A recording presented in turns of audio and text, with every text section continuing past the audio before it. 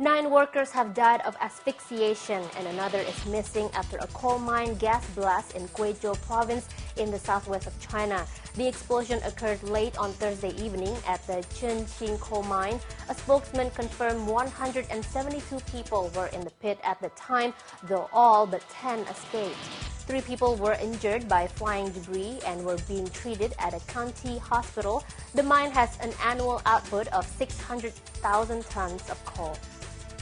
A gang leader from Chongqing has been executed after being convicted of organizing a crime ring that killed 1 person and intentionally injured 8 others over the past 10 years.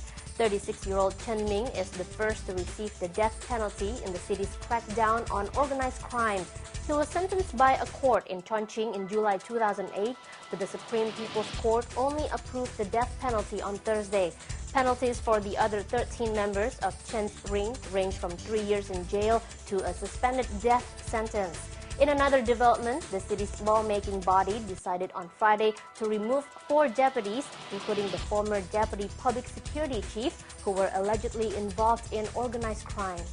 China's top leaders have pledged to continue focusing on economic recovery next year and to maintain an adaptive policy stance. The assurance comes amid growing calls from economists for Beijing to start scaling back its moderately loose monetary policy following a robust rebound of its economy. The Politburo meeting, chaired by President Hu Jintao, confirmed China will maintain continuity and stability in its macroeconomic policies. China's economy grew 8.9% year-on-year in the third quarter this year, accelerating from 7.9% in the second quarter and 6.1% in the first quarter. Chinese shares fell on Friday over unease about Dubai World's debt problems, ending the week down 6.4%. The benchmark Shanghai Composite Index shed 2.4% on the day, while the Shenzhen Composite Index dropped almost 3%. Investors were shaken by Dubai World's request to creditors for more time to repay $60 billion in debts. But China's 3 leading banks say they do not hold the troubled Dubai World bonds. Stocks also fluctuated this week due to uncertainty about the direction of government policy as Chinese leaders held an annual planning meeting. China's Lenovo, the world's number 4 PC seller, says it will pay $200 million to reacquire the cell phone business it sold off 18 months ago. Lenovo spun off its mobile phone unit in 2008, saying at the time that the move was designed to help it return to its core focus as a PC maker. But in a statement to the Hong Kong Stock Exchange on Friday, the group said that since that sale, Lenovo Mobile has noticeably improved its financial position and market presence and positioned itself for growth. China needs to adjust its one-child family planning policy to fight a worsening gender imbalance and an aging population. That's according to several Chinese experts who made remarks this week.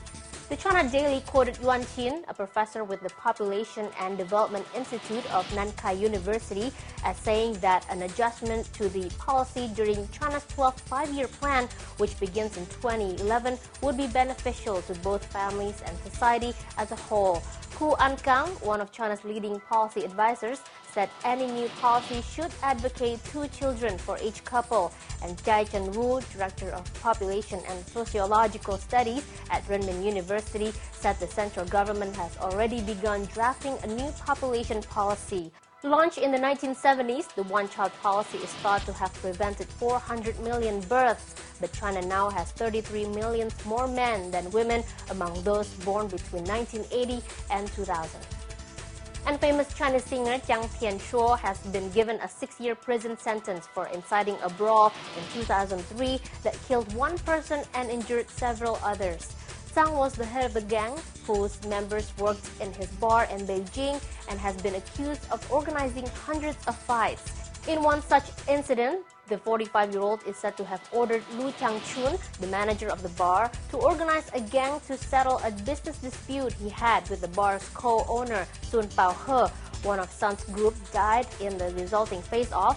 The bar manager, who had been on the run for 5 years until his arrest last year, was sentenced to 9 years in prison.